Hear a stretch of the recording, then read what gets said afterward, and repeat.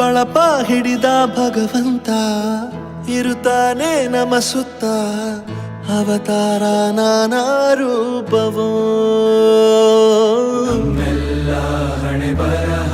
ತಿದ್ದಿ ಬರೆಯಲು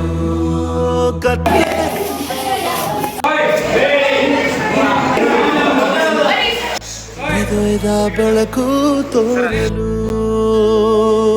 ನಯವಾಗಿ ಗದರೋದು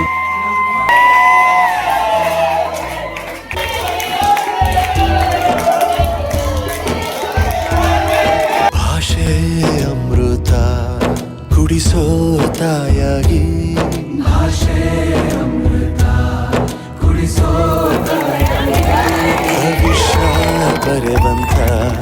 ತಂದೆ ನೋವಾಗಿ ಎಂದು ಹೀಗೆ